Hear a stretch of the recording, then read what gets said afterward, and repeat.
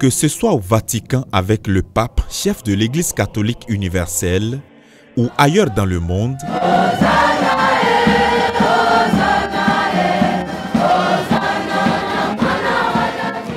la célébration du dimanche des rameaux tient sa source des textes bibliques. L'Évangile dit ceci: 6 jours avant la fête de la Pâque juive, Jésus vient à Jérusalem. La foule l'acclame lors de son entrée dans la ville. Et ce jour-là, en l'acclamant, les gens avaient dans leurs mains des rameaux. Ils étaient heureux de voir rentrer dans cette ville Jésus. C'est un dimanche pas comme les autres où domine le rouge dans les vêtements et décorations des églises, avec surtout des rameaux dans les mains des fidèles dans une procession inhabituelle. Une commémoration liturgique vivante des événements passés. L'Église ne vit pas les événements comme des faits passés, mais l'Église actualise tout ce qui est en fait passé.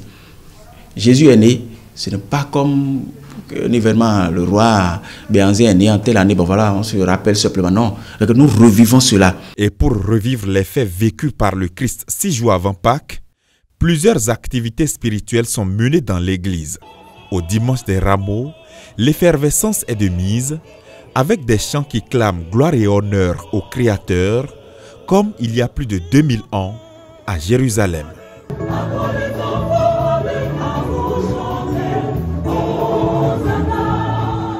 Plusieurs fois, les gens ont voulu faire du mal à Jésus.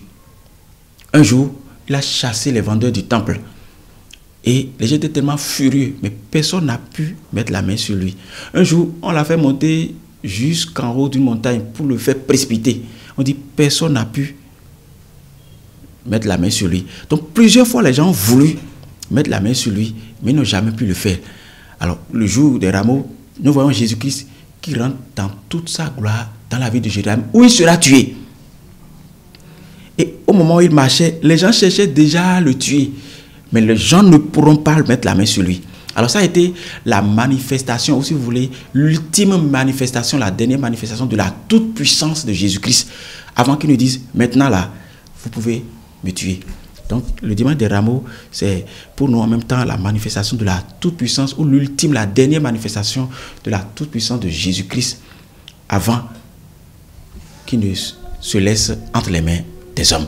Chaque année, les chrétiens catholiques célèbrent la fête des rameaux avant de rentrer dans l'ultime semaine d'avant Pâques.